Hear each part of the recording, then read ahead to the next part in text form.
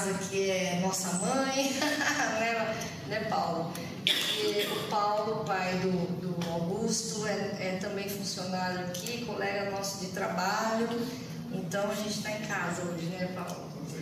E meu nome é Silvia Helene, sou bibliotecária aqui no CDCC. E estou muito feliz em poder hoje representar a direção do CDCC em nome da professora Nelma Bossolan.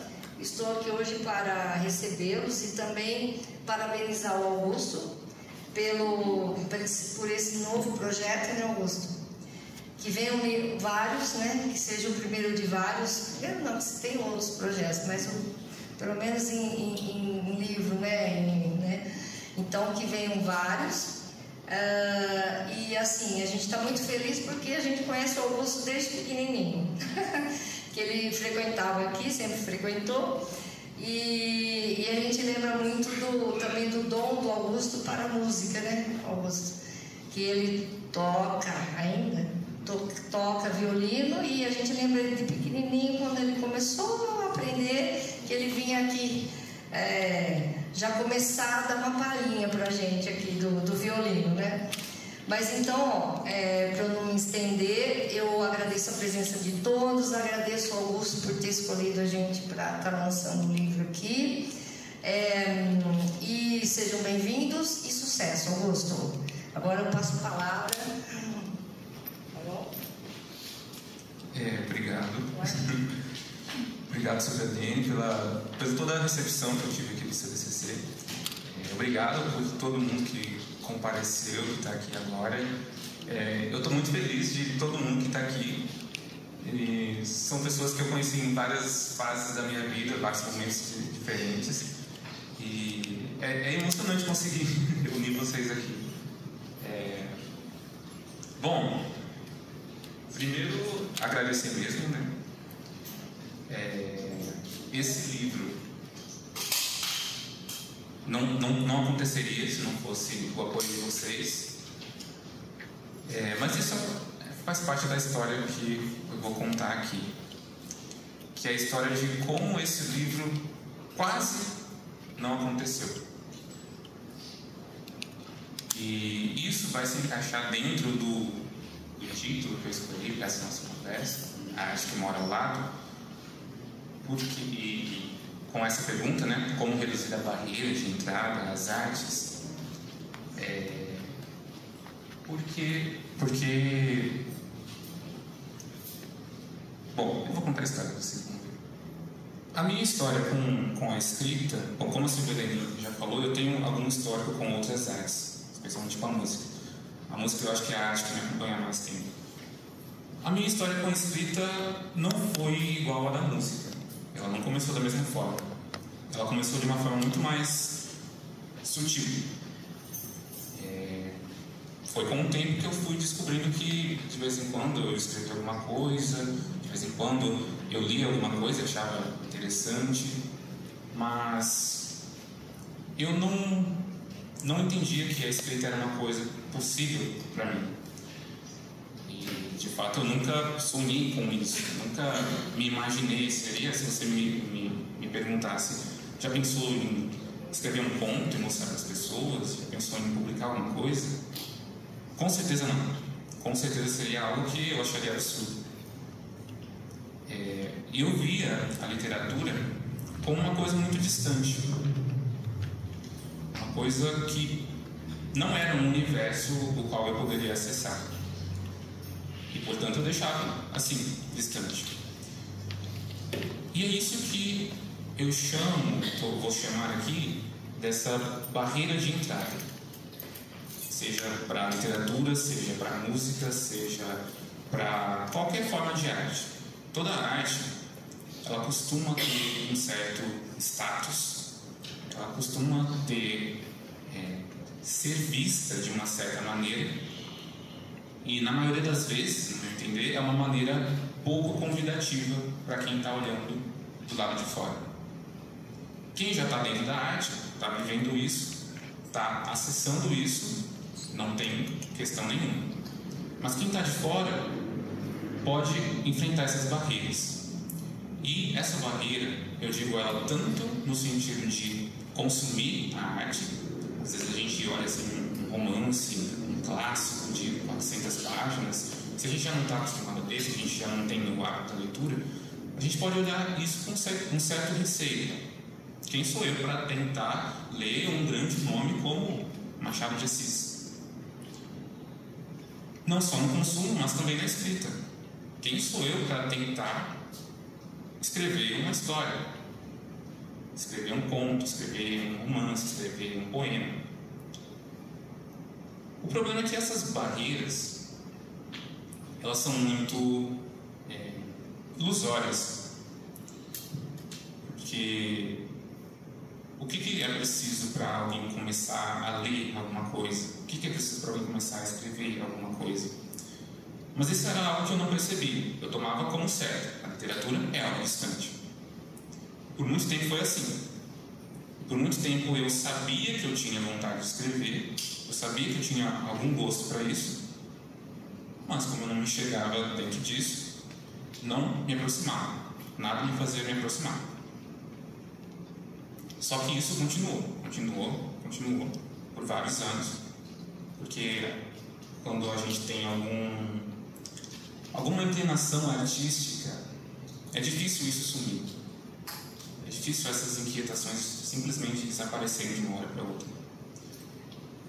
E com o tempo eu fui me acostumando com essa ideia de que eu gostava de escrever, que eu gostava de literatura, gostava dessa arte, e fui me convencendo, tá bom, eu vou escrever alguma coisa. Às vezes eu escrevia sem perceber. Tinha alguma ideia, começava a escrever, e quando eu via, tinha algum conto ali, pelo menos o começo de algum conto. Mas às vezes eu pensava, acho que eu vou colocar essa ideia porque eu gosto disso, mas tá.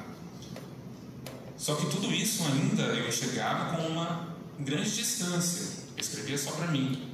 Eu escrevia como já que é algo que não passava, eu vou escrever.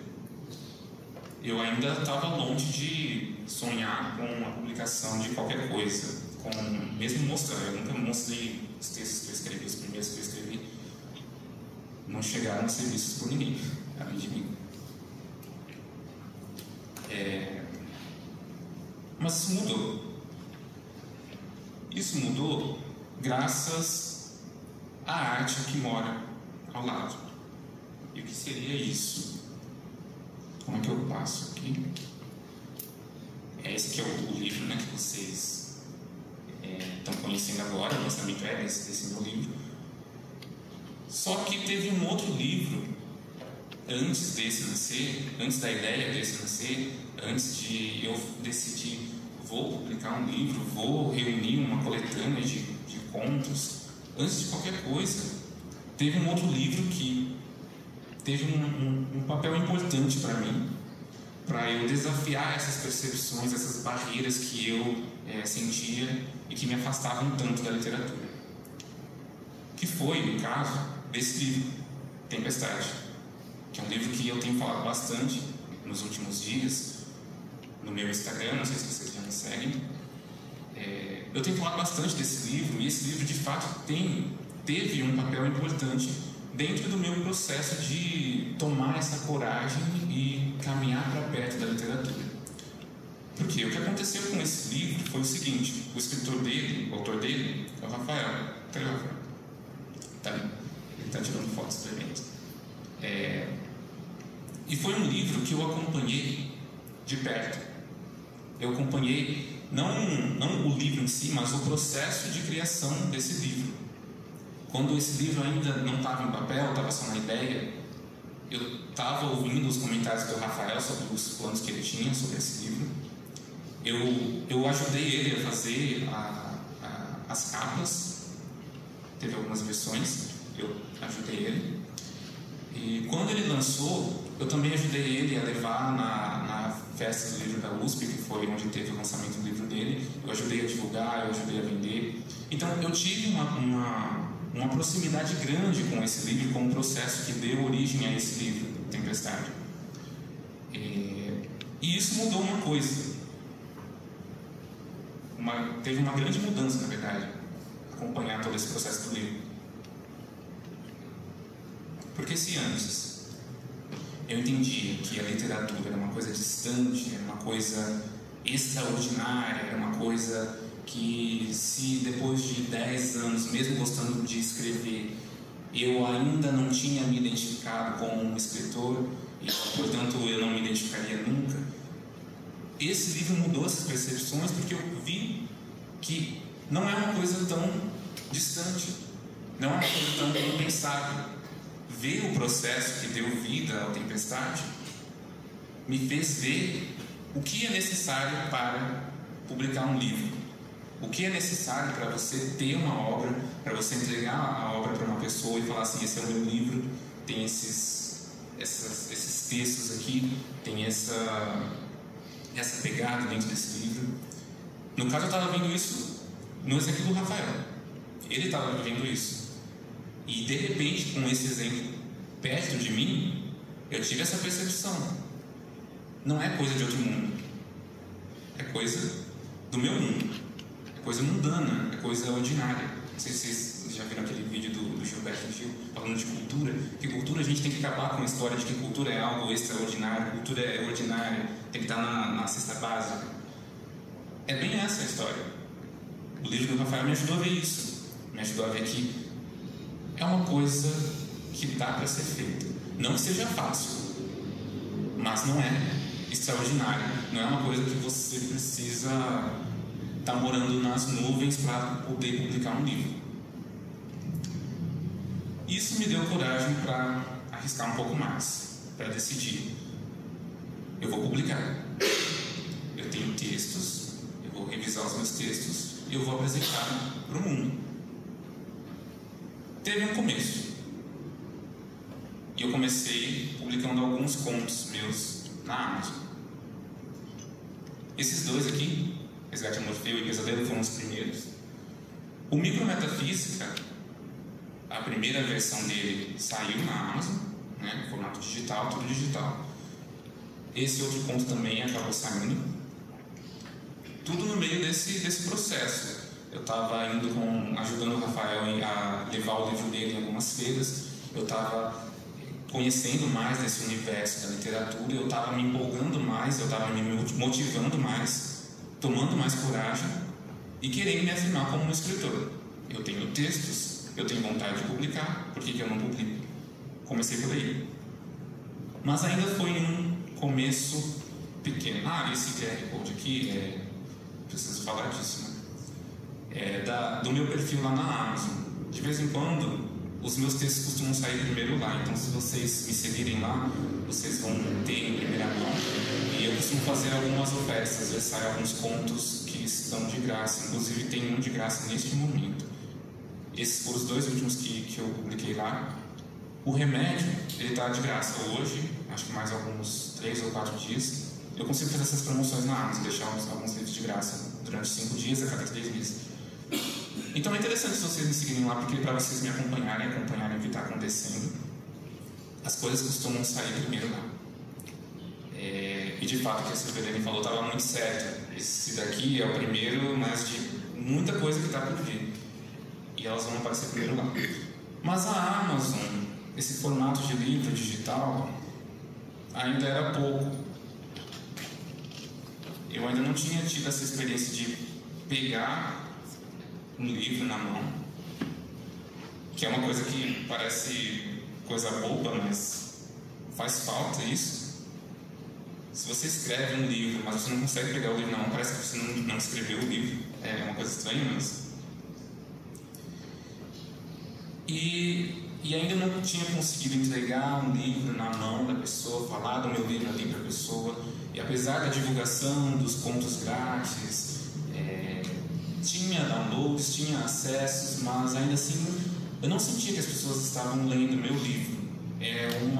Parecia que isso não tinha acontecido ainda. Parecia que não tinha vingado essa vontade de ser escritor, de ter um livro publicado, de as pessoas lerem o seu livro. Bom, mas aí entraram outros personagens na história. Até agora eu comentei só do Rafael, mas entraram outros personagens importantes.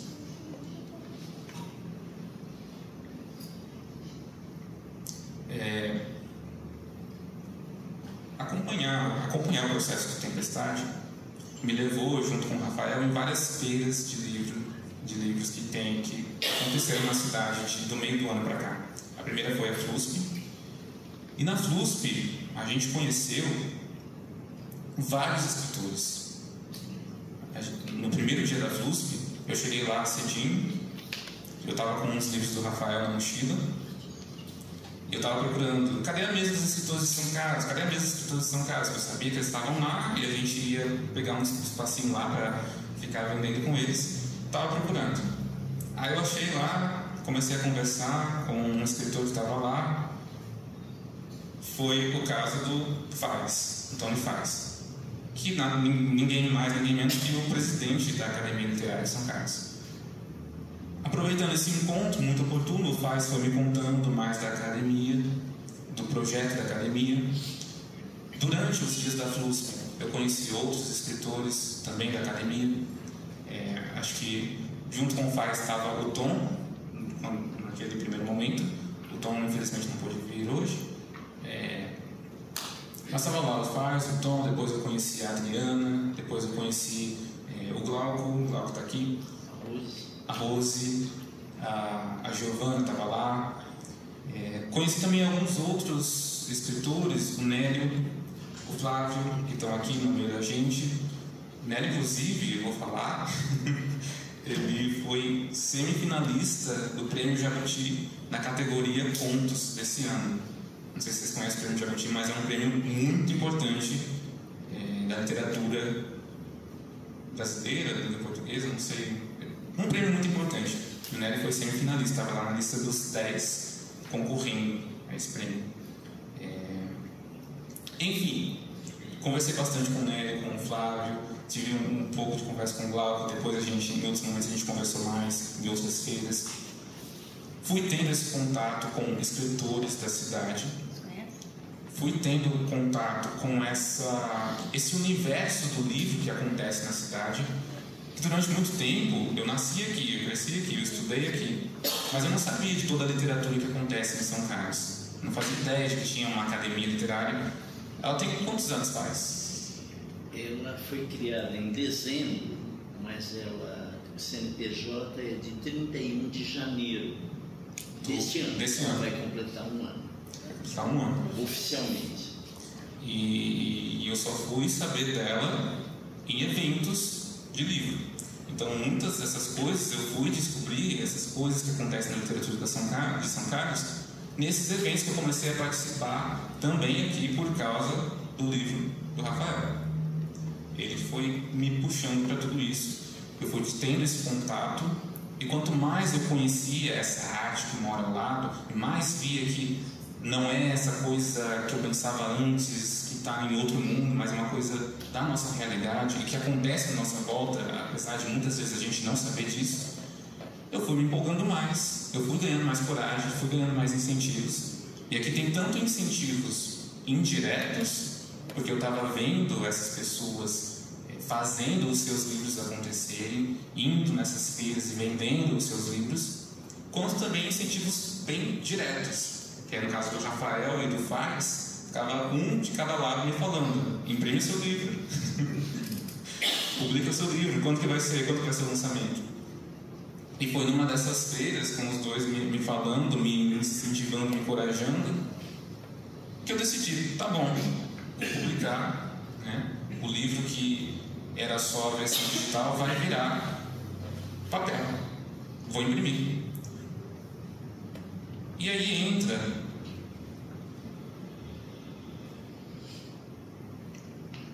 outros personagens importantes, que são vocês todos. Por quê?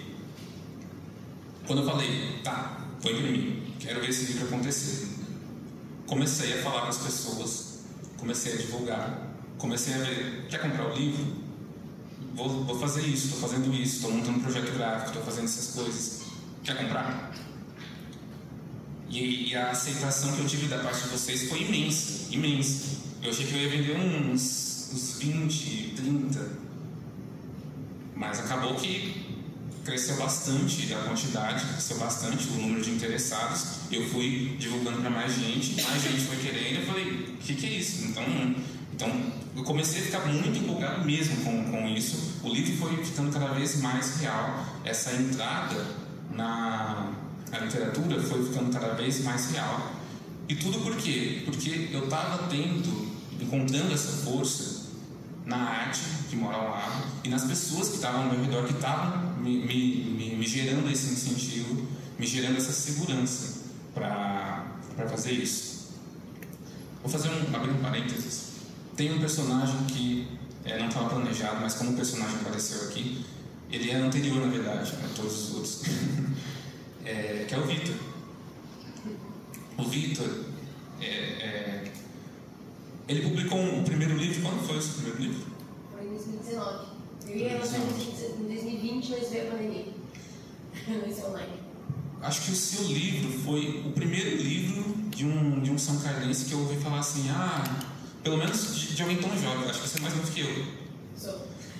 Então você foi um primeiro personagem lá atrás que eu olhei aquilo e falei, nossa, que interessante. Alguém da minha cidade, alguém de uma idade um pouco mais novo que eu.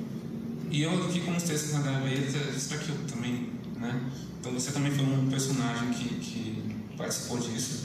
Você também se inclui em todo esse contexto falando da arte que mora ao lado.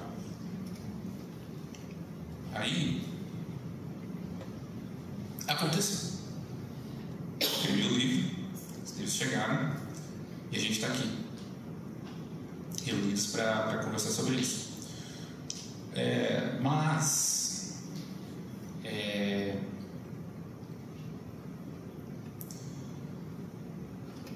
Esse livro,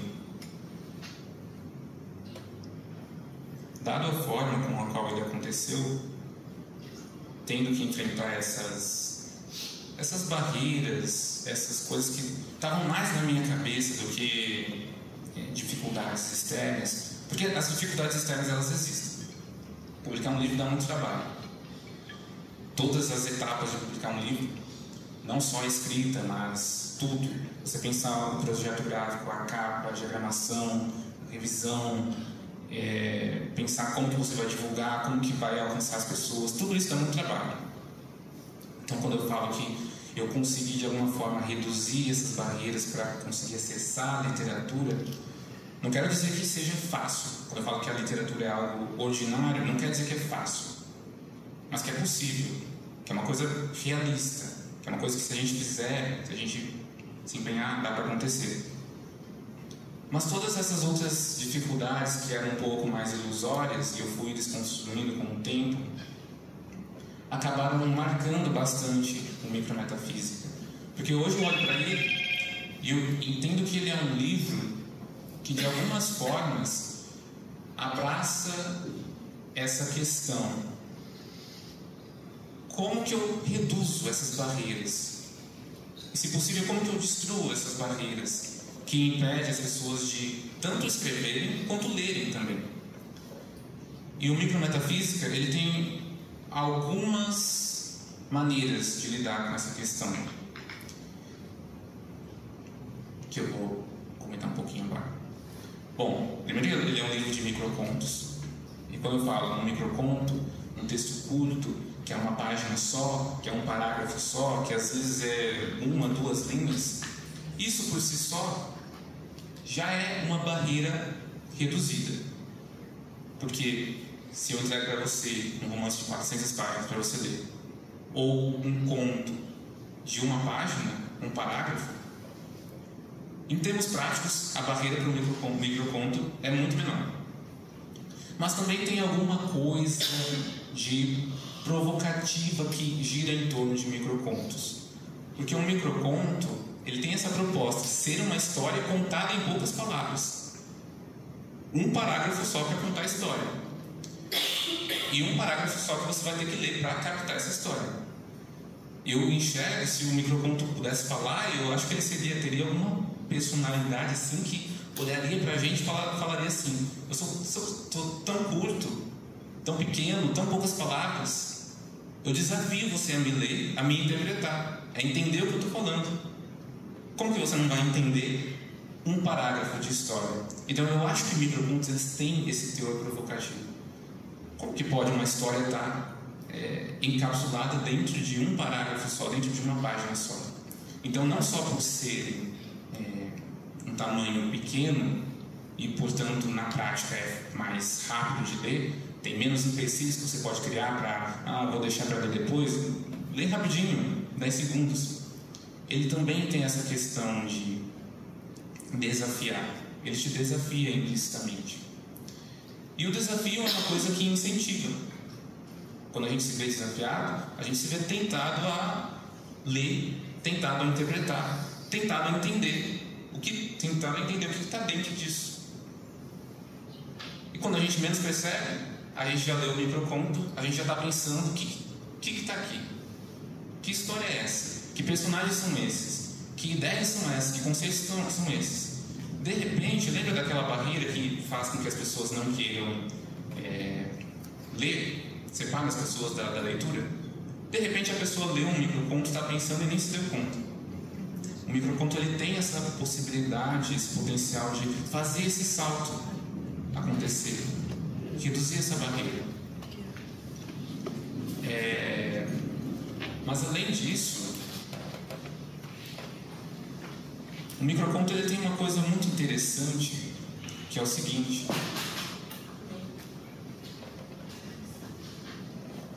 ele é um tipo de texto que confia no leitor. Em que sentido? Um microconto dificilmente vai te dizer tudo, vai te dizer a história inteira, completa, tudo que está ali. Eu entendo que a missão de um microconto é fazer com que você leia ele e ficar ressoando na sua cabeça, ficar ressoando no seu pensamento, fazer você imaginar alguma coisa além dele, fazer alguma imagem forte, marcante, vir até a sua mente e fazer você pensar além dela. Que é nesse seu pensamento posterior que ele vai se completar. Só que isso exige uma confiança do leitor. Porque se eu não confio, eu tenho que confiar o meu microconto para vocês completarem na imaginação de vocês. Vocês podem ter diversas interpretações. E o conto que eu escrevo e entrego para vocês lerem, cada um pode ter, possivelmente vai ter um microconto diferente, vai ter uma leitura diferente. Isso é uma coisa que inclusive eu percebi já no livro do Rafael, que também tem microcontos, textos curtos e poemas. Quando eu peguei para ler o livro dele pela segunda vez, parecia outro livro, porque eu tinha impressões diferentes dos contos, das coisas que eu estava lendo. Era diferente. Porque tem esse papel do leitor muito importante. É um papel que é confiado a ele. Preciso que você leia e que você tenha viva na sua imaginação a continuação dessa história. Não que não tenha um ponto final, mas que acontece tudo tão rápido dentro de um microconto que a gente fica pensando, né? Aquele primeiro ali, liberdade. É uma história com começo, meio e fim. Mas o que quer dizer isso? Será que você lendo isso, você tem alguma identificação com alguma das personagens, seja a pessoa que está tendo aula de teatro, seja a professora de teatro? Por que o título é liberdade? Por que no começo, quando ela descreve alguma coisa que parece a liberdade do senso comum, está indo a história, mas no final ela fala que se sentiu livre pela primeira vez nas aulas de teatro? Por que isso? A liberdade não era o que ela tinha antes? O que aconteceu?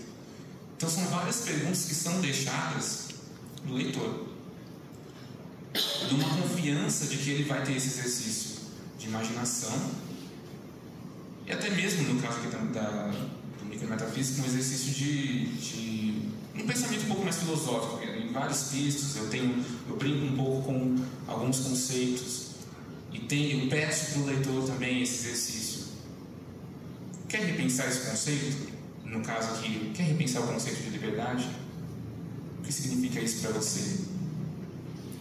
O que seria o sentimento de ser livre? Porque descrever a liberdade como poder fazer o que você quiser é simples, mas isso basta para que você se sinta livre? Enfim, cada microconto dá para a gente ficar esmiuçando, procurando perguntas, mas o ponto é, ele é sempre um convite para o leitor. Ele tem que ter esse respeito com o leitor e confiar no leitor, que o leitor não vai simplesmente estar lendo, recebendo várias palavras, mas vai estar pensando junto enquanto lê. Vai estar pensando junto com as personagens do conto. E às vezes não só pensando junto, como também tendo esse ímpeto também de dar continuidade para a história, ou também ver algo curto assim e se motiva. Ah, dá para escrever textos nesse formato, nesse modelo? Será que eu também não consigo escrever um microconto? Então também é uma coisa que acaba sendo provocativa, tanto a leitura quanto a própria escrita. Você vê um microconto, uma história contada em um parágrafo. Será que não daria também para você escrever uma história sua, contada também em poucas linhas?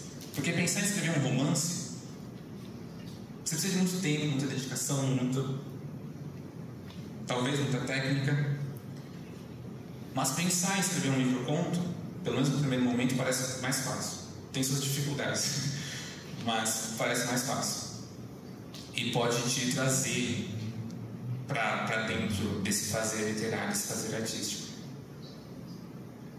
Agora, no final do livro, eu deixei algumas notas escritas contando um pouco do meu processo criativo para esse livro. Contando, por exemplo, por que tem esses desenhos no livro.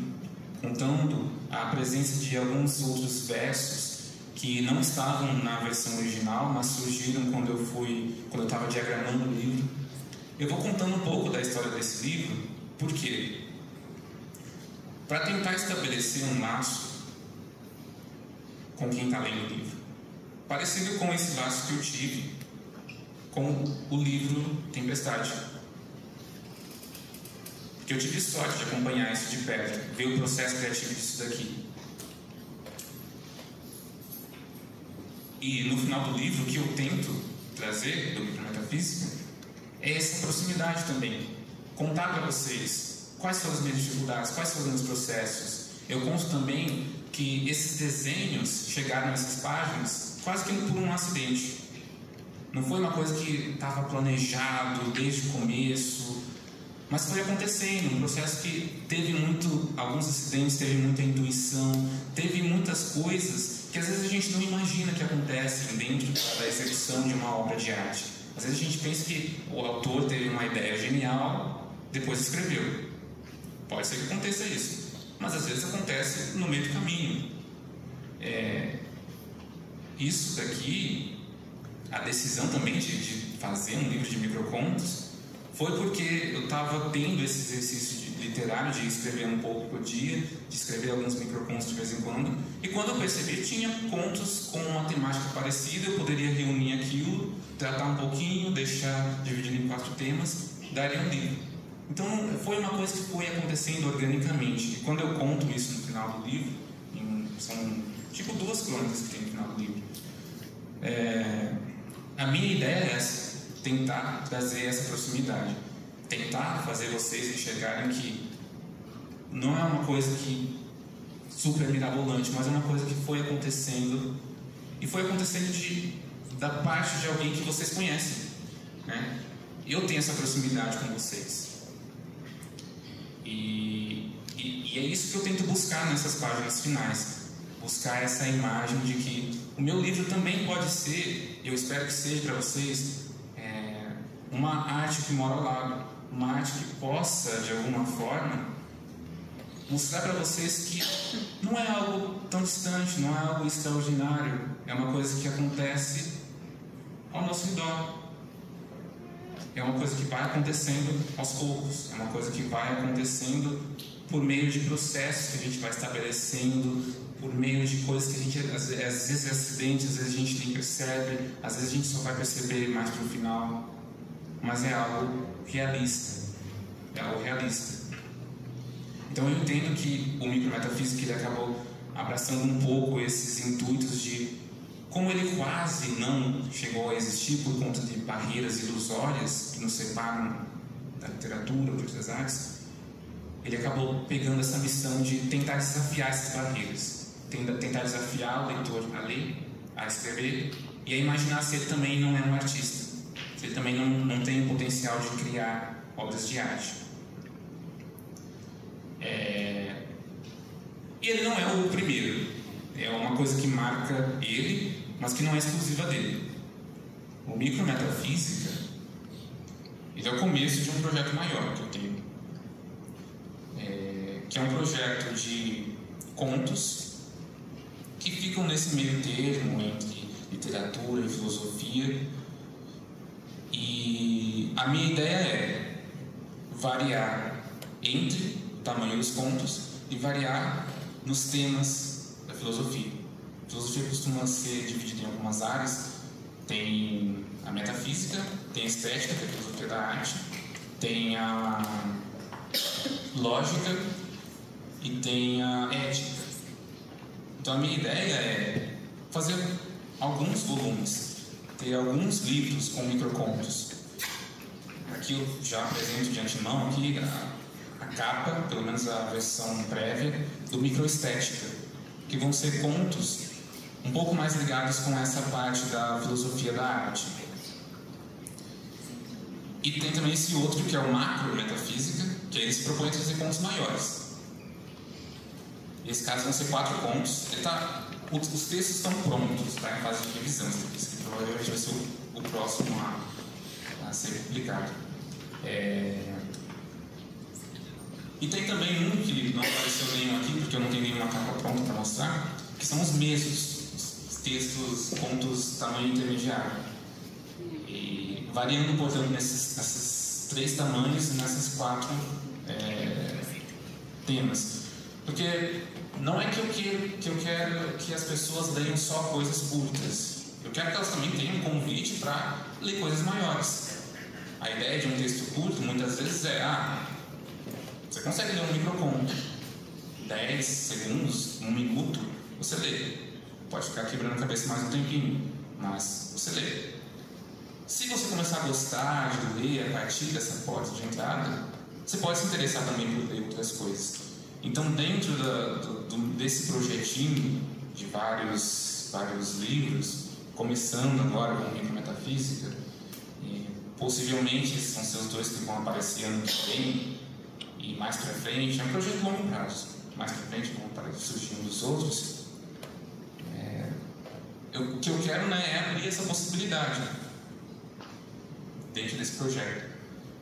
Então, todos esses outros livros, eles também têm essa marca de pensar. Como que eu faço as pessoas lerem? Como que eu faço as pessoas se sentirem mais próximas da literatura, seja da leitura, seja da escrita? Como que eu torno tudo isso uma coisa mais acessível, mais convidativa para elas? Que isso, na verdade, é uma coisa que eu acho que é de responsabilidade de toda pessoa que produz arte e quer que sua arte alcance pessoas. Também de toda a responsabilidade de toda pessoa envolvida em processos de educação. Também da responsabilidade de pessoas envolvidas em processos de comunicação. Que aí comunicação profissional um pouco mais estrita, mas comunicação num termo mais amplo, envolve todos nós. A gente precisa se preocupar com o que a gente está passando e como vai ser a recepção disso. No caso da literatura, é importante eu me preocupar com como que eu faço as pessoas lerem, como que eu incentivo a leitura, como que eu incentivo esse acesso. Como que eu faço com que a literatura, ou seja, qual forma de arte, se veja mais próxima, perca esse ar de uma coisa longínqua, inacessível, exclusiva? Como que eu trago isso para perto das pessoas?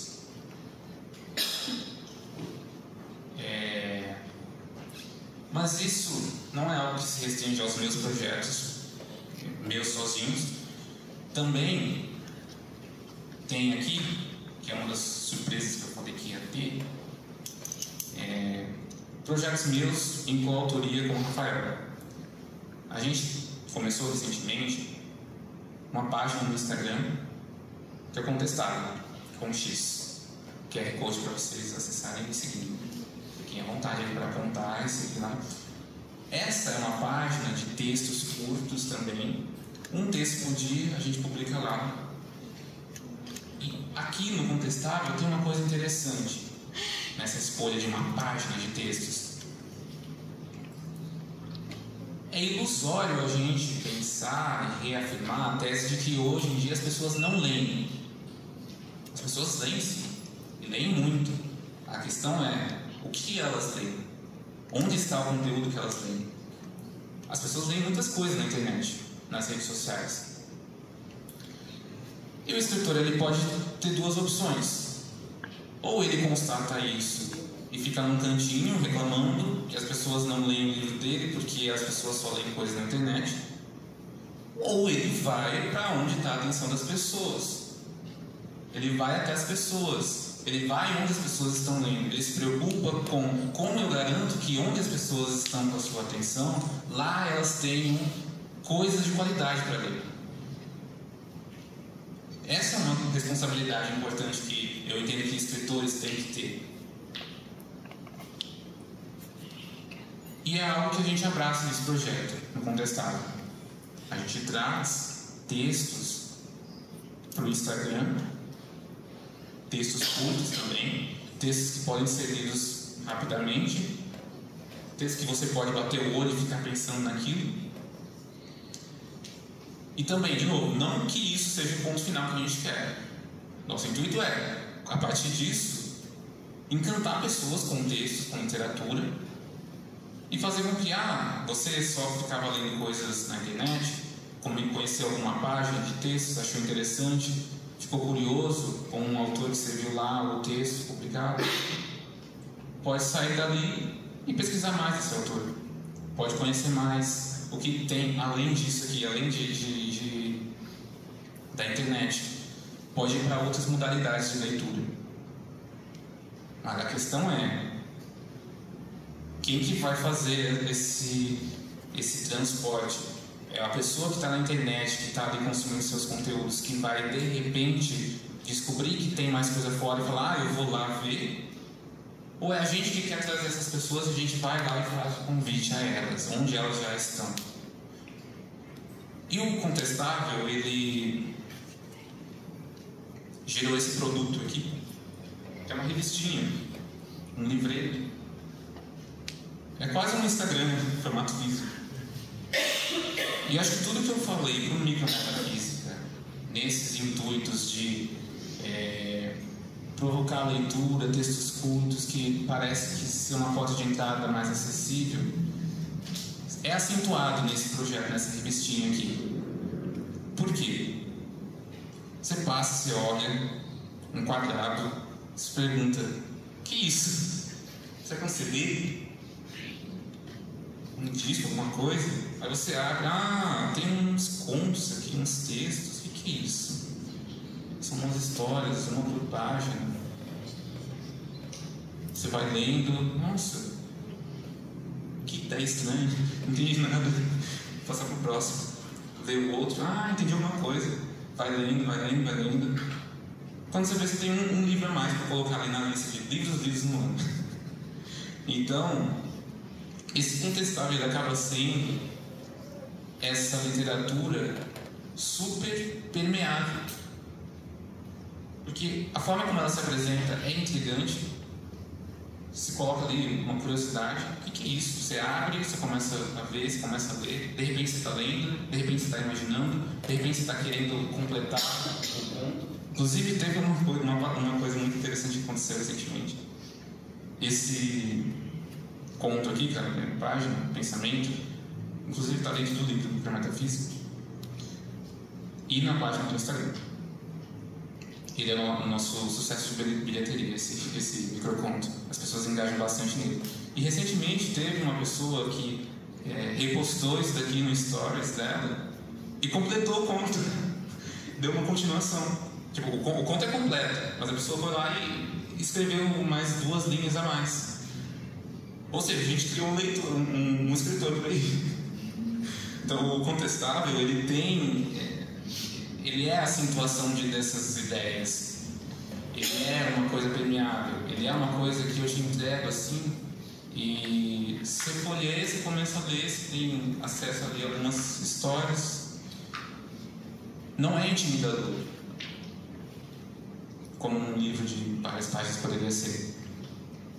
Então é uma coisa que brinca com todas essas ideias. Além de que, sendo uma coisa curta, também é uma coisa mais acessível, também é uma coisa mais barata, que é algo que pode ser tido como algo relevante em toda essa discussão de como fazer as pessoas acessarem as artes.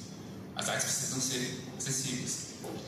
É claro que, bom, as pessoas costumam ter a crença de que livro é uma coisa cara.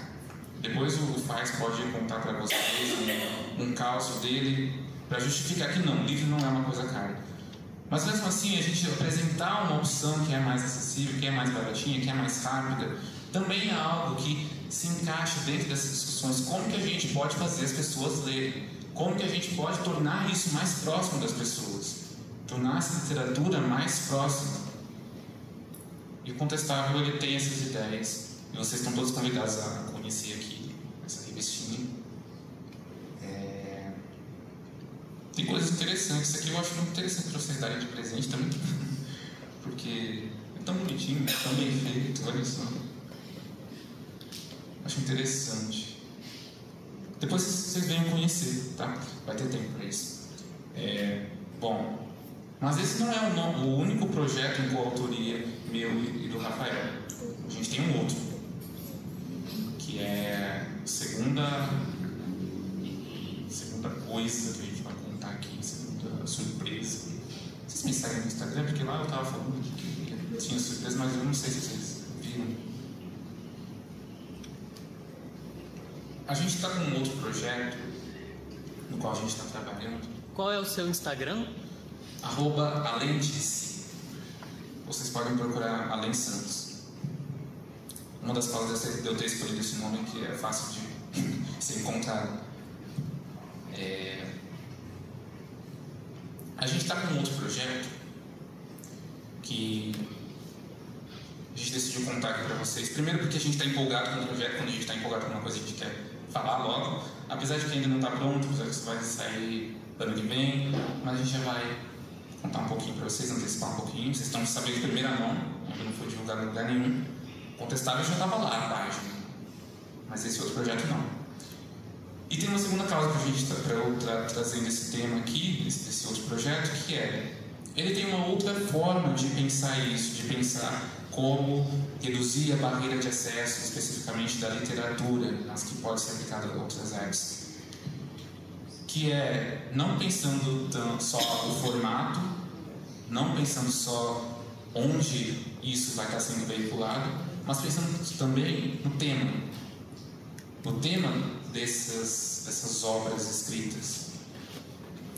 Porque uma coisa é eu escrever um texto sobre um tema muito distante da sua realidade, que aí você vai ler porque não sei, ou escrever uma coisa que é da sua realidade, diz respeito a tudo que você encontra todo dia que você sai da porta para fora de sua casa, que diz respeito talvez a sofrimentos que você tem, que você sinta de forma muito difícil de contestar. E quando a literatura ela fala sobre você, ela fala sobre a sua realidade, ela fala sobre questões suas, ela tem também essa possibilidade de ser um convite mais reforçado. Um convite para você ter uma empatia com o autor, talvez. Um convite para você pensar num tema que te afeta, talvez. Um convite para você se ver imerso dentro da realidade que você já vive, mas que você talvez esteja meio alheio a ela, mas ter essa chance, não sei. Mas o tema também é uma possibilidade que a gente pode pensar, que a gente pode encarar para tornar a literatura mais convidativa.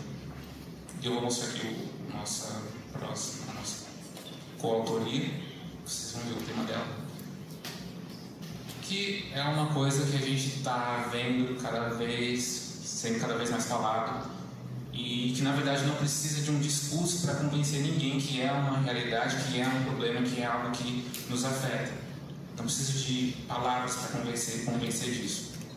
É algo sensível, é algo que a gente sente primeiro no corpo, depois na mente. Cadê o tema? Essa é a primeira versão da capa da obra que a gente está trabalhando agora. Viva a evolução global. E a gente escolheu isso como tema. Crises climáticas, evolução global, ondas de calor, como isso pode afetar a nossa vida, de formas que a gente até imagina ou de formas que inimagináveis. É ficção o que a gente vai colocar aqui, mas é uma ficção muito realista, porque diz respeito à nossa realidade e, portanto, traz esse convite para o leitor chegar até o livro dentro dessa possibilidade. Eu estou falando da sua realidade. Quer vir conversar comigo sobre a sua própria realidade? Então a gente tem essa outra possibilidade, né? O tema, o formato, microcontos, ali que a gente falou, e onde a gente está veiculando isso. Mas tem muitas outras, né? Muitas outras possibilidades de se pensar. E o que eu quero dizer agora, esse daqui vai ser o último slide, eu acho. Esse é o último slide. Não sei se vocês perceberam, mas São Carlos estava no fundo dos slides o tempo todo, mas agora vou deixar um destaque aqui. Com essa palestra, que na verdade não é a intenção de ser uma palestra, eu quero agora abrir para vocês conversarem, para a gente debater, eu quero ouvir vocês, o que vocês têm também a acrescentar sobre esse tema de como a gente pode reduzir as barreiras de acesso às artes. Eu não tinha o intuito de chegar aqui com todas as respostas prontas, respostas irretocáveis, completas, e que vocês podem levar agora minhas respostas por aí. Longe disso. O meu intuito com essa minha fala é, na verdade, um intuito muito próximo com o intuito do meu livro. Meu livro não quer ser completo. Ele não quer dizer tudo sobre a sua história. Ele não quer dizer tudo sobre os conceitos que ele usa na sua história. Ele quer fazer você pensar. Ele quer te provocar. E com essa minha fala, eu não quero dar também todas as respostas.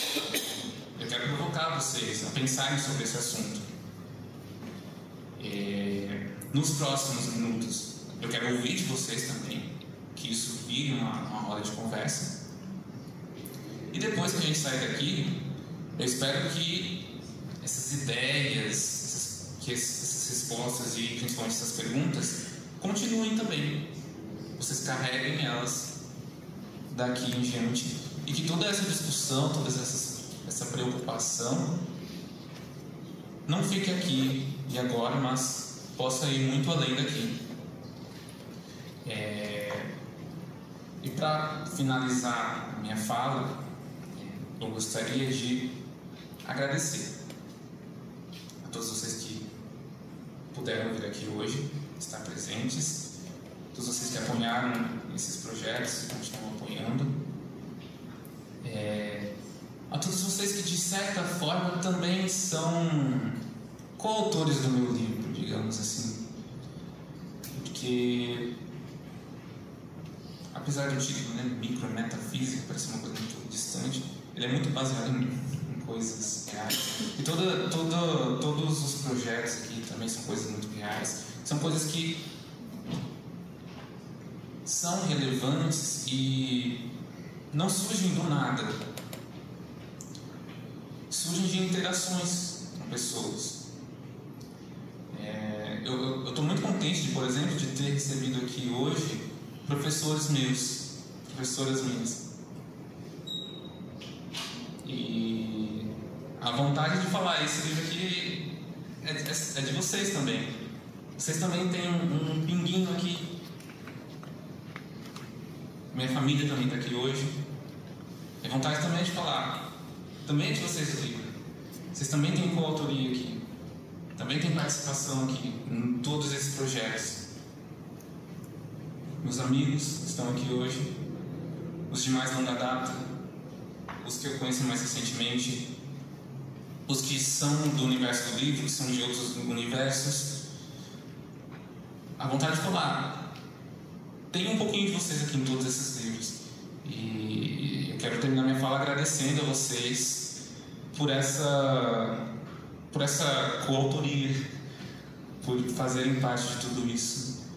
E reitero, não é para ser um ponto final aqui nessa fala, essas ideias, é para a gente levar para frente, para gente discutir agora um pouquinho mais. Eu quero ouvir vocês, mas para a gente levar tudo isso em frente. E é isso. Muito obrigado.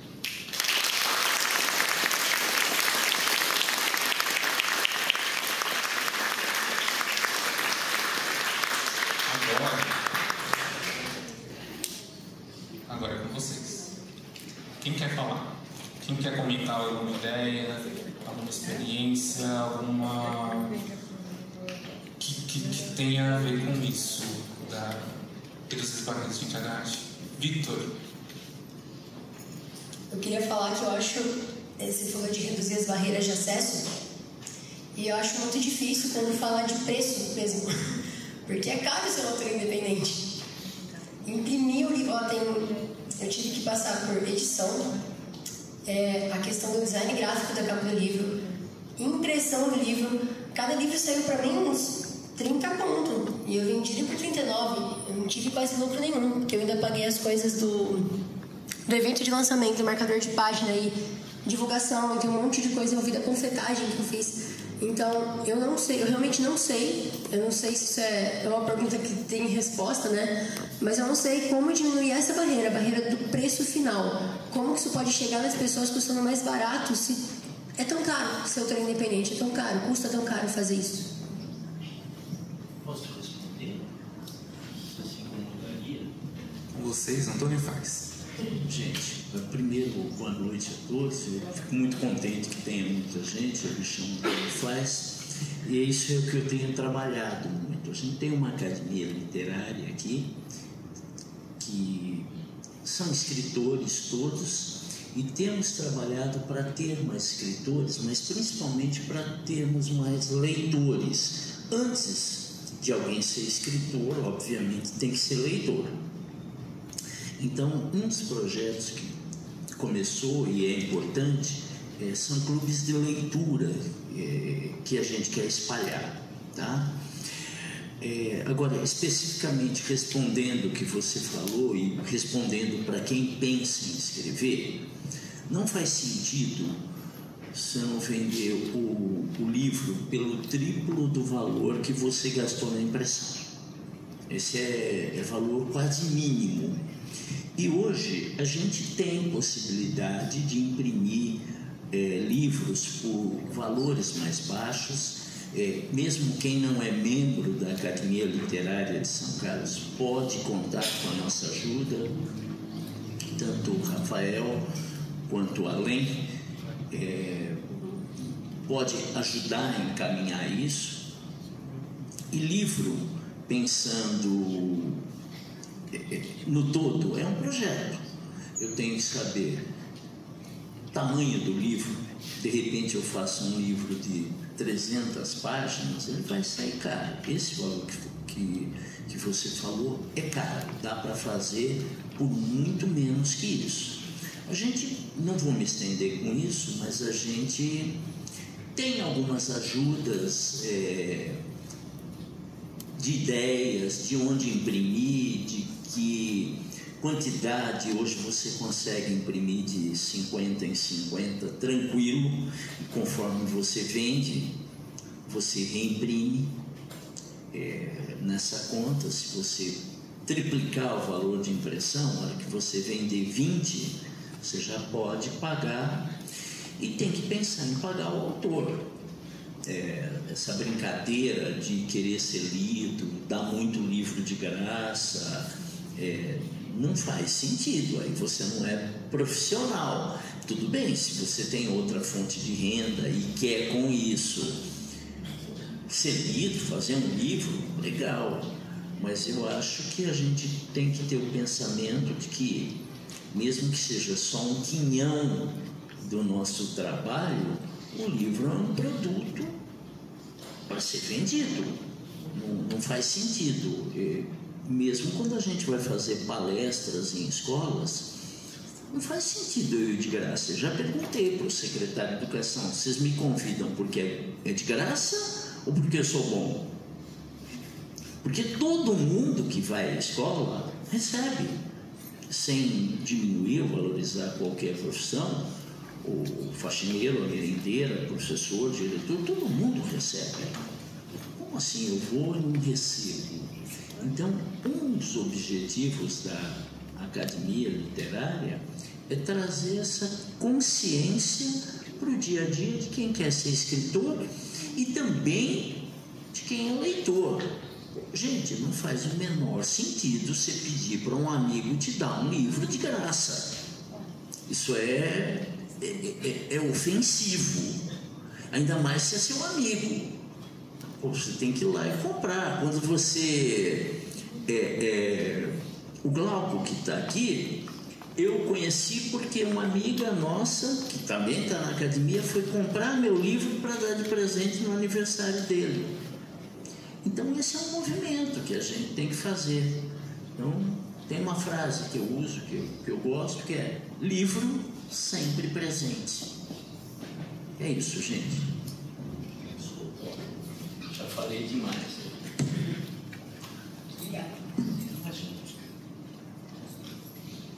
Quem mais quer falar? Uma coisa interessante que o Faz coloca, na verdade é uma coisa interessante que desde as nossas primeiras conversas eu vejo nessa ideia de uma associação de escritores, que a academia, eu entendo que tem esse propósito de tanto facilitar a vida do escritor, porque escrever não é fácil e financeiramente não é fácil. Eu não teria escrito, impresso tudo isso se não fosse a recepção tão positiva que eu tive de vocês, porque isso aqui também foi tudo independente. Então foi um trabalho, mas deu para fazer. A academia, ela tem essa ideia que eu acho muito interessante de ajudar escritores, colocar escritores em contato, porque isso faz muita diferença. Eu também entendo que ela tem um papel de formar leitores, que também é outra metade essencial quando a gente fala de fazer literatura acontecer. Vinícius, quer falar? Perguntando mais sobre o seu processo criativo, uma coisa que eu acho muito interessante da forma como eu vejo arte, como um todo, né?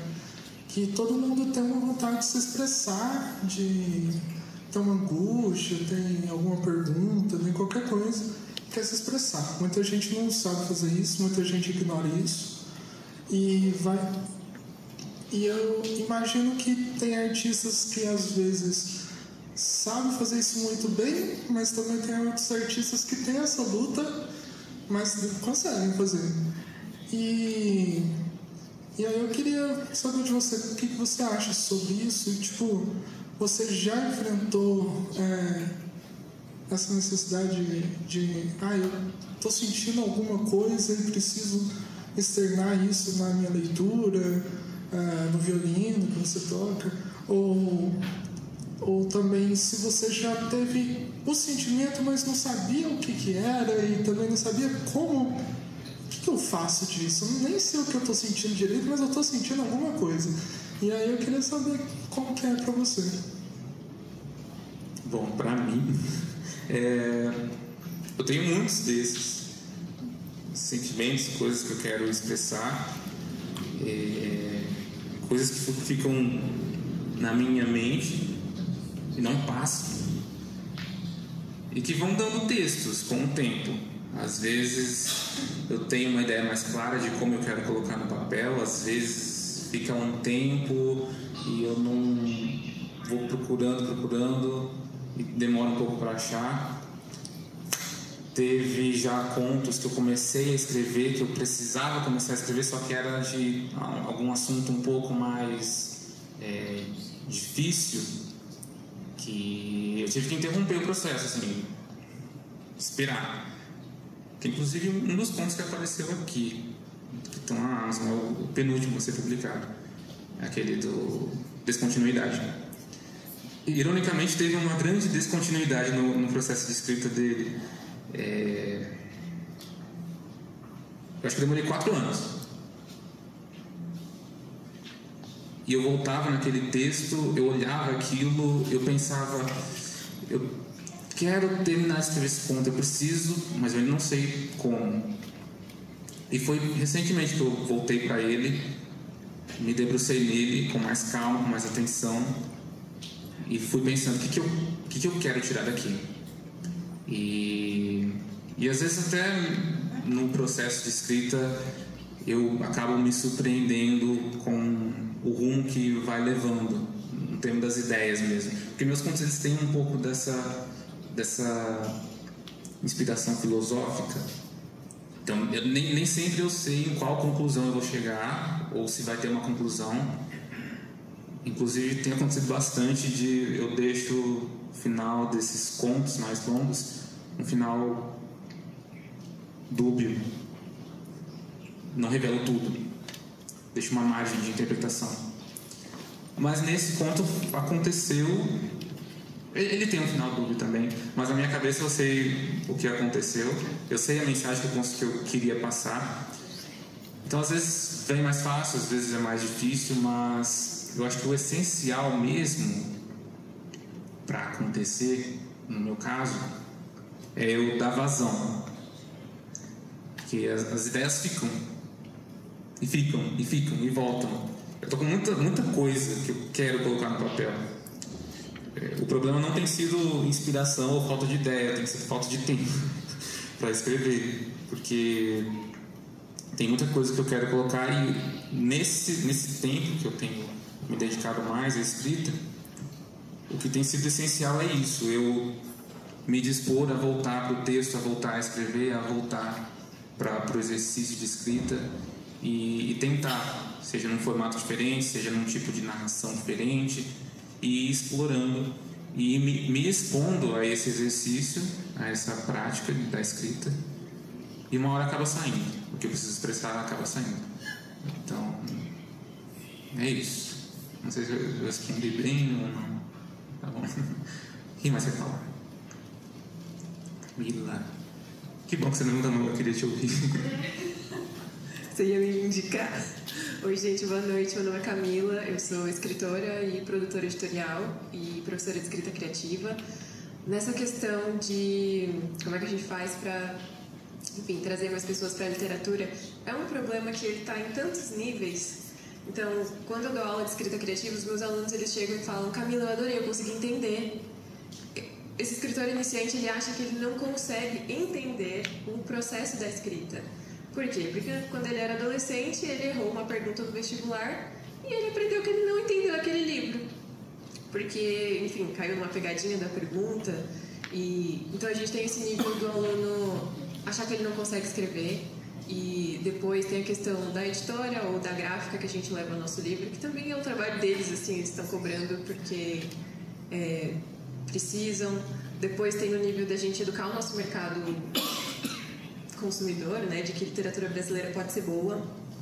A gente fica nesse lugar de alta literatura e tudo que é contemporâneo. Depois de Clarice Lispector, um beijo para todo mundo, porque a gente não tem a sensação de que a gente consegue chegar nesse lugar. Eu acho que pra gente conseguir mudar esse cenário são esforços como esses, assim, você chegando e apresentando seu livro e dizendo pra gente que não é possível, de que é totalmente realista você publicar um livro se você se preparar e estudar para isso. E permitindo esse acesso ao conhecimento e à informação. Também estou nessa linha de frente, o meu trabalho é mais nas redes sociais, eu ensino jovens escritores pelo TikTok, quem quiser depois procurar. Mas eu acho que a gente ainda vai, sabe assim, é tudo mato ainda. A gente vai lutar aí alguns anos antes de sei lá, temos 50 escritores são-carlenses aqui e a gente conseguir fazer um mega evento, eu acho que vai levar um tempo. Mas é isso, né, gente? Pro futuro. Olha, parabéns. São Carlos tem mais de 100 escritores que eu conheço. Eu 50, estou sonhando baixo. Nós temos o Valer, não sei por que o Além convidou você ainda. Verdade, eu ia convidar. Eu vou, antecipou. Uma pergunta que eu tenho para você, Camila, para você faz também, que é quanto a essa questão de formar o escritor. Você falou uma coisa interessante, né, da questão da mostrar que a literatura nacional é boa, mas eu entendo que a gente também precisa garantir que ela seja boa. E o Faz também fala bastante de que não basta escrever, tem que escrever bem. E pergunto para vocês, como que vocês enxergam, talvez, dificuldades na formação do escritor? Você tem um trabalho mais direto quanto a isso, né? Você tem algo a dizer? Muitas coisas, boa noite. É que aqui no Brasil a gente não tem, por exemplo, uma graduação, pós-graduação, mestrado, doutorado em escrita criativa, o que é muito comum nos Estados Unidos, por exemplo. Você abre um livro e você vai encontrar que fez graduação em escrita criativa, depois mestrado, doutorado, pós-doc, e eles são especialistas em literatura. A gente não tem esse corpo acadêmico mesmo. Geralmente os autores nacionais ou eles saem do Brasil para estudar, como é o caso da, por exemplo, Luisa Glessler, não sei se estou pronunciando o nome dela corretamente, mas ela é da Companhia das Letras, então geralmente se faz um curso rápido, um curso online, um MBA, alguma coisa fora do Brasil, e é realmente uma questão de acesso, assim, classe média para cima. O meu trabalho é trazer esse conteúdo, esse conhecimento para todos, tornar dinâmico, que também é uma dificuldade. Então a gente chega na aula para estudar e vamos ler esse clássico, olha como o autor quis dizer várias coisas, e a gente fica assim, e eu, morena, de cabelo castanho, essa história, ela fala comigo? Ela quer dizer alguma coisa sobre a minha realidade? Também tem isso. É isso, galera. A gente, de novo, não sei se a gente vai ter uma graduação que seja tão acessível, porque eu já vi da Cruzeiro do Sul, né? Caríssima, particular. Não sei se a gente vai ter numa instituição pública que forma escritores com tanta força quanto o mercado exterior faz.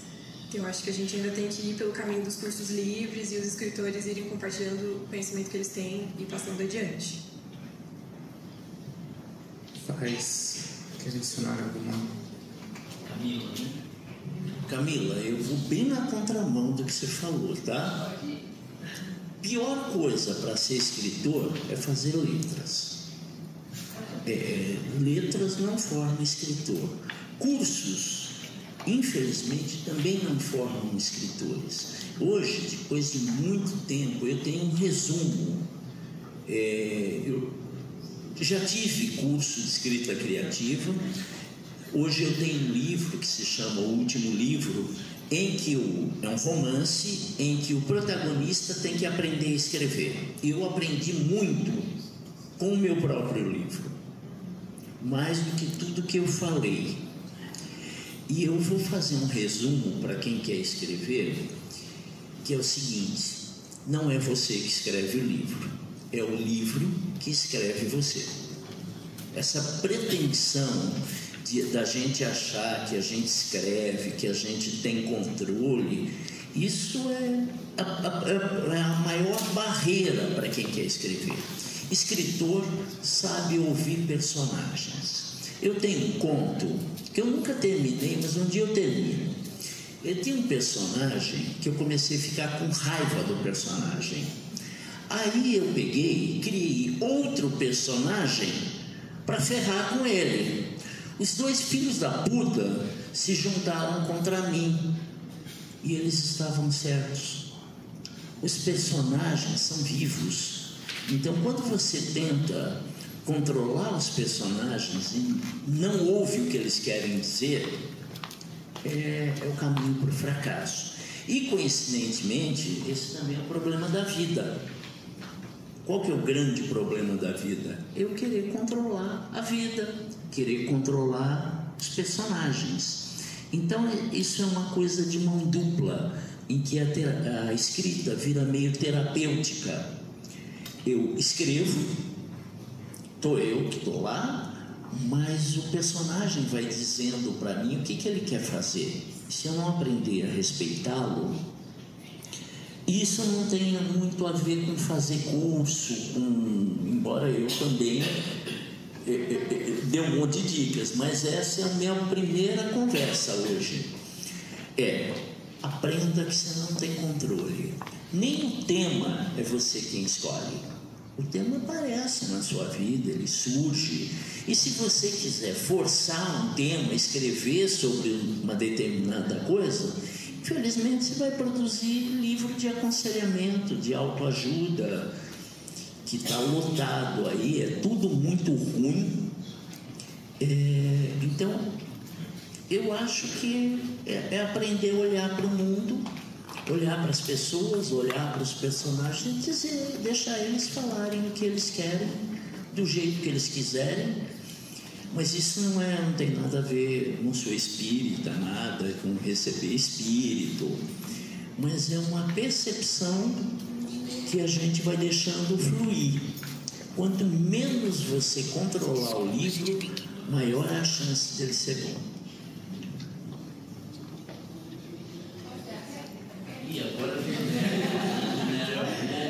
E agora, como a gente faz? Assim?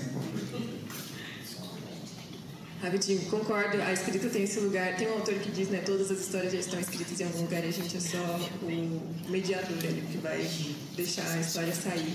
Eu acho que existe esse lugar, a escrita ela é terapêutica, a gente não tem controle, a gente precisa deixar ela existir do jeito que ela vier para nós, mas a gente também tem a questão da técnica, né, então se você for escrever um romance, o arco da narrativa, o arquétipo de personagens, isso existe, senão no exterior a gente não teria formações. Eu acho que tem espaço para ambas, só que no Brasil a gente não trabalha nenhuma. Então a gente não tem, por exemplo, esse cuidado com o emocional do escritor para ele conseguir deixar a história fluir, e nem a técnica de, sei lá, estrutura de diálogo ou de descrições.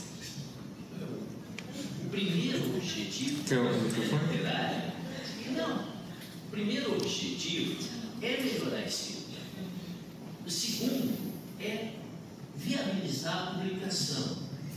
E o terceiro é criar eventos como esse e outros tantos que eu conheci o Augusto, para que venda livro, para que se crie esse lugar e cada um aí, claro, vai sendo pela vida dele, com mais dedicação, menos dedicação.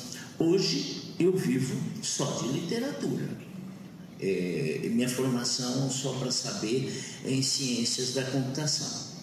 Eu trabalhei com software minha vida toda e saí escrevendo. A história é legal, mas eu vou só deixar a frase: cherchez la femme. Né? Bom, primeiro eu gostaria de parabenizar o Augusto, além, né, pela coragem mesmo de lançar um livro. E quando eu digo coragem, porque além de superar as crises interiores, as crises pessoais que todo aquele que se dispõe a algo enfrenta, né, o escritor também passa por isso. E além de dar a cara a tapa, né, de você cair ao crivo dos pares, enfim, de você ser julgado por aquilo que faz, também você está, de certo modo, mostrando uma outra face sua que quem te conhece no dia a dia talvez nem saiba. Então, é um ato de coragem também. E me atrever também a parabenizar as pessoas que estão aqui. Eu sei que ele fez isso, né? Mas da importância que é estar presente aqui hoje para aquilo que ele vai fazer daqui para frente, né? A gente ainda, eu e o Flávio aqui, a gente meio que se confessou, a gente ficou espantado, falei, nossa, como tem gente aqui não é todo escritor que consegue reunir um número assim tão grande de pessoas assim. Então, parabéns para vocês que fizeram aqui para prestigiar ele e também para prestigiar a literatura de certa forma. Eu não ouvi assim, o final do que você falou, mas sobre não haver ou se há curso de escrita criativa no Brasil, mas na PUC do Rio Grande do Sul tem, né? Após, aí que tá, tem um plus nessa informação, é que eles lançam uma seleção de vez em quando. E aí você submete um projeto para quem estiver interessado, então, a passar por um curso de escrita criativa, que é diferente realmente do curso de letras, que não vai formar escritores, né? É uma outra pegada. Esse curso lá da PUC, acho que, se não salvo engano, é mestrado e doutorado, né? É focado mesmo na escrita. Inclusive, nós temos um amigo em comum, que é funcionário da UFSCar, né? O Leandro, né? Ele submeteu um projeto e aí foi selecionado, enfim, ele ganhou uma bolsa. E antes era presencial, né? Ele agora está fazendo o dele e está fazendo online. Então, não sei se eles vão manter essa modalidade, né? EAD. Mas, enfim, para quem tem interesse, é isso. Mas, então, tem esse lado mesmo da formação técnica, digamos assim, da escrita. E, por outro lado, também há isso que o Faz fala, né? Do sentido de que, bom, como tudo na vida, eu acho que o que ajuda a formar a pessoa, o profissional, é a experiência, né? Quer seja na dança, quer seja nos esportes, tudo aquilo que a gente faz, por mais que tenhamos algum tipo de formação teórica, é a experiência que vai nos formar, né? Uma cozinheira vai conseguir realizar bons pratos com a prática, né? Alguém pode até lhe ensinar quais temperos, quais são as medidas que ela tem que usar, mas é justamente ali lidando com a quentura mesmo, da fervura das coisas, é que ela vai chegar a um sabor que vai ser só ela que vai saber dar aquele gosto daquela comida. E a escrita também, né? A escrita é isso, você consegue dar uma identidade para a sua escrita, para aquilo que você faz, se diferenciar dos demais, né? Com exercício mesmo, de todo dia você pegar, criar uma imagem, criar uma cena, por exemplo, alguém indo ao mercado e refazer essa mesma cena todos os dias até chegar a uma cena que você considere a ideal, né? É só a prática que vai nos dizer isso, que vai nos possibilitar isso. Então eu acho que tem esses dois caminhos mesmo, na impossibilidade de fazer um curso no exterior ou no Brasil, onde quer que seja, né? Vale a prática também, a prática vai formar muita gente. Então, parabéns também por dedicar o seu tempo, a sua vida a essa prática, né? Se você está aqui, é justamente resultado desse primeiro passo que você deu. Obrigado. Posso fazer uma pergunta?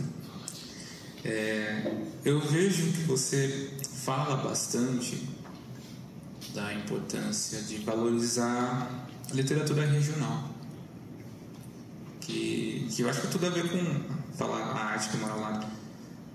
Eu queria ouvir de você falar um pouco para os presentes, qual a sua visão sobre isso, sobre a importância de dar essa visibilidade para a literatura que acontece perto das pessoas. Você pode... O pessoal usando aqui uma frase bastante comum, né? As pessoas costumam dizer que santo de casa não faz milagre, né? Partindo para uma visão de um reconhecimento do artista ou de qualquer pessoa que alcança um status na vida, né? As pessoas com quem ela convive serão as últimas a reconhecer. Isso é uma triste realidade. Talvez porque conhecem outras facetas, né? Como eu te falei aqui anteriormente, as pessoas te conhecem uma versão sua, né? E agora, com a publicação do seu livro, para quem tem acesso às obras também online, você consegue ter uma visão mais ampliada de você. Então, isso pode agradar algumas pessoas ou não, dependendo do que você falar nos seus livros, né? Mas, enfim, esse reconhecimento, às vezes, ele vem de fora. E, às vezes, vem de fora justamente porque as pessoas não acreditam na possibilidade de alguém que está ali do lado ser realmente uma pessoa que mereça a atenção ou que mereça algum prestígio. Por inúmeras questões, né? Mas, quando a gente fala dessa importância da literatura local, né, das pessoas que fazem arte no local é justamente no primeiro passo para dar esse sentido, né, para falar, ok, eu te apoio, né, eu compro seu material, da importância de comprar o material, da importância de comprar um CDzinho que uma banda local grava ali 2, 3 músicas, né? Além de valorizar o trabalho dela, você está dando também condições de sobrevivência para que ela possa continuar fazendo aquilo, né? Porque sim, né? Ninguém sabe se amanhã ou depois ele vai ser um dos grandes nomes da literatura, né? E aí, né, talvez ele possa não acontecer, justamente porque não foi dado o devido apoio a essa pessoa, né? Então tem esse lado, né, do reconhecimento, da valorização, de incentivo e tal, mas também tem esse lado de abrir mesmo os olhos e a gente meio que valorizar mesmo aquilo que é local mesmo, aquilo que fala da gente, que está perto da gente, né? Enfim, acho que desculpa, você não respondi à altura do que esperava. Respondeu sim, acima da altura. Quem mais quer falar? Quero ouvir mais gente. Mais alguém? Senão eu vou indicar perguntas aqui. Eu trouxe convidados interessantes justamente para sair algumas perguntas aqui, se ninguém quiser. Mais? Não? Então eu vou perguntar para o Glauco. Glauco, deixa eu ver qual pergunta eu te faço. Você trabalha com comunicação, com educação e com literatura. 3 coisas de extrema importância. E 3 coisas que cabe a esse pensamento, como fazer com que elas cheguem entre as pessoas, sejam mais humanizadas, né? A gente pensa numa educação mais humanizada, uma literatura mais acessível, uma arte mais acessível, uma cultura mais ordinária, mundana que está em meio de nós.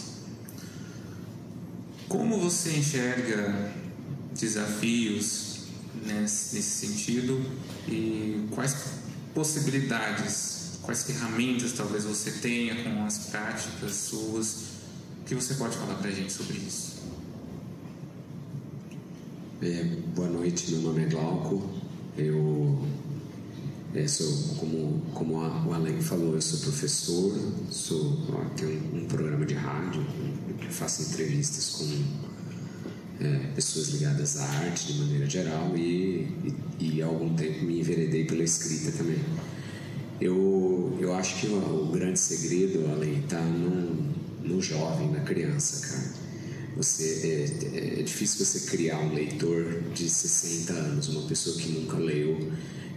Nós somos seres de hábitos, e você habituar uma criança a ler a partir de eventos que se correlacionam com o mundo dela, você vai criar gerações de leitores. Eu acho que o que o Nelly fala é muito pertinente, em especial porque durante muito tempo nós valorizamos dentro da escola os clássicos, os cânones, que têm obviamente a sua importância, senão não seriam cânones clássicos, mas a gente tem muita gente boa escrevendo coisas novas, a gente tem muita gente escrevendo coisa legal. Você falou bastante do livro do Rafa, eu fiquei encantado com a capacidade de síntese de ideias que ele tem em poucas palavras. O livro é muito bacana e eu tenho certeza, com o pouco que eu li do seu, que eu também vou me encantar.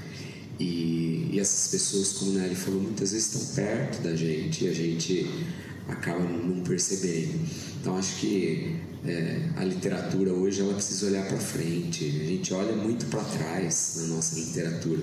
Não estou desclassificando ninguém. Nós temos escritores maravilhosos. As 3 gerações modernistas nos deram caminhos lindos na literatura. Os poetas marginais da década de 70, de 80. Mas hoje, do seu lado, tem gente escrevendo coisa boa. E como você falou, cabe ao escritor buscar o leitor também. O Milton Nascimento falava na canção, né? O artista tem de ir aonde o povo está. Onde estão os olhos das pessoas hoje? Na internet? Vamos publicar textos lá, vamos mostrar o que nós temos lá. E acho que você escolheu um caminho muito legal, que é o microconto. O Hemingway, ele dizia que o conto, na verdade, ele é um iceberg e a gente vê a ponta dele. O microconto é mais do que isso, né? A gente enxerga um pedacinho e o subtexto está lá. Recentemente a prefeitura apagou aquelas frases maravilhosas que havia no muro do cemitério. Eu fiquei pé da vida, cara. Eu tinha escrito uma crônica sobre elas. Uma delas, uma frase simplesmente dizia: nem dormir. Cara, o que é esse nem dormir, né? Alguém tinha pichado lá também um trecho do Morte e Vida Severina. Essa é a parte que te cabe nesse latifúndio. Alguém foi, e a prefeitura vai lá e passa uma tinta amarela por cima, cara. Então o microconto é isso. Eu percebi nos seus textos, do Rafa também, que o personagem ele não tem nome. Você já começa com o pronome. Ela estava lá, ela quem é essa pessoa?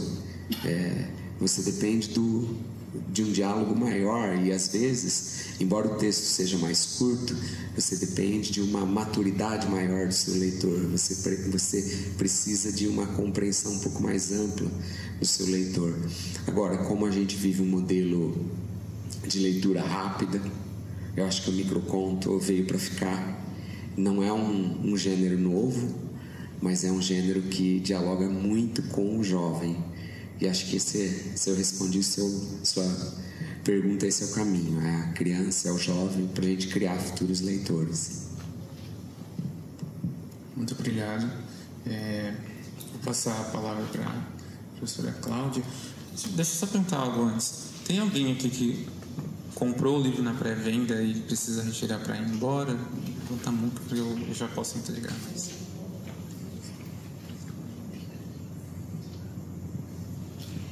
Boa noite para todo mundo. Eu queria só complementar um pouco o que o Augusto perguntou e o que você estava falando. Meu marido é tradutor e escritor, né? Ele traduz o Diário de um Banana, traduz quadrinhos e ele escreve também. Tem 3 livros publicados. E tem 2 para adultos, né? São contos. E tem um de literatura infanto-juvenil, que ele escreveu para o meu filho, na verdade, porque o meu filho sempre quis ler as coisas que ele traduzia, e como eram textos para adultos, ele acabava não lendo os romances que ele traduzia. Então ele escreveu uma história infanto-juvenil. A gente tinha perdido uma gatinha naquele período, o Edu ia fazer 11 anos, ele escreveu e deu de presente para ele, impresso lá o livro, né? E depois a VR entrou em contato com a Lê, porque ele trabalha direto com a VR, para publicar o Capitão Mimo. E eu fiquei super feliz, porque a história é bem bacana. Eu acho que trabalha temas importantes para as crianças, o luto, várias coisas que são importantes para as crianças nessa idade. E o livro ficou super bacana, fez a divulgação e tal. E aí eu consegui com que o livro fosse adotado na escola que eu trabalho. E fiquei feliz porque eu falei, bom, a gente vai conseguir agora, porque é isso que você falou. Eu acho que a gente precisa divulgar, a gente precisa de leitores. E a gente só consegue fazer leitores a partir das crianças, né? A gente precisa começar ali. A gente não vai começar um leitor crítico e que esteja ali interessado em ler na idade adulta, porque é mais difícil. Eu falei, puxa, que bacana, a gente vai agora conseguir fazer com que isso... Porque aí... o que a gente conversou lá na escola, né? O Ale teria acesso, ele podia ir lá conversar com as crianças, eles iam conhecer um autor, podiam fazer perguntas e tal. E aí cai no que o Vaz estava falando sobre a questão de vender ou de comprar o livro, em que a cultura do brasileiro ainda é de tirar cópia de livro. Então, assim, aí como é que a gente faz? Porque quando a gente tem o livro físico, e não é pela cópia, mas quando a gente tem o livro físico, a gente valoriza aquilo. Porque você tem aquela capa, você tem aquele livro bonito, colorido, você tem às vezes até um livro autografado. Mas quando você tem uma xerox, que você faz a cópia do livro, você tira para a sala, um aluno compra o livro e tira a xerox para a sala toda, aquele livro perde o valor, né? Não o valor do texto em si, mas de ser divulgado mesmo, né? De ser espalhado por aí. Porque você não vai emprestar ninguém vai entrar na sua casa, vai ver os xerox ali e falar: é legal esse livro, eu posso ler? Ao passo que se você tiver o seu livro ali na estante, né? O seu amigo for lá te visitar, nossa, que legal esse livro e tal. E divulgar isso para que a gente tenha esse interesse maior, né? Principalmente de vocês, assim, escritores que estão aí chegando, né? Uma leva nova que eu gosto muito e acho que eu valorizo acho muito importante que vocês estejam juntos e que vocês caminhem juntos aí, que esses laços sejam fortalecidos, né? Que vocês consigam sucesso mesmo. Porque a gente precisa mudar a cultura das crianças. A gente precisa tentar mudar esse vício, esse círculo vicioso de achar que você comprar um livro não é importante. Você ter um livro na estante não é importante. Né? O papel ali, tanto é que você disse, né? Eu não tinha ele concreto na mão. O primeiro livro que meu marido escreveu também saiu em e-book e vai ser lançado agora em papel. E é aquilo, assim, é o primeiro filho que a gente tem e que a gente precisa pegar, né? A gente precisa ter ali para a gente poder ter a certeza da gente que a gente fez um trabalho que ele tá. Os outros percebem que a gente vai ter acesso a isso, né? Que as pessoas terão acesso. Então, acho que é isso, assim, a gente pensar nessa proposta, se tem mais educadores aqui, né, de divulgar essa importância da gente fazer a compra do livro, da gente ter acesso ao livro, conhecer quem é o autor, conhecer a história de vida dele, o porquê que ele escreveu aquele livro, de onde surgiu aquela ideia. A gente precisa mudar essa temática de livros importantes são só os autores clássicos, e que esses autores que estão próximos da gente, eles são tão importantes quanto, né? Que a gente precisa valorizar. Acho que é isso aí que eu queria compartilhar. Obrigado. Mais alguém quer adicionar um comentário, fazer uma pergunta, fazer uma pergunta para alguns dos que falaram ali? Senão eu vou convidar vocês a virem aqui. Tem gente que ainda não recebeu o livro, tem gente que não tirou foto, seus livros estão esperando aqui. Quem também quiser comprar. Tem o livreto do Contestável para vocês conhecerem. Tem o livro do Rafael, claro, para vocês conhecerem também. O livro sem o qual não teria o meu livro, de uma certa forma. Tem também um livro... O primeiro livro do Rafael foi esse daqui, que é um livro infantil. Bom, se vocês não tiverem mais nada a dizer, convido vocês a chegarem mais perto aqui. A gente continua a conversa por aqui mesmo. O que vocês acham? Então podem vir. Muito obrigado pela atenção.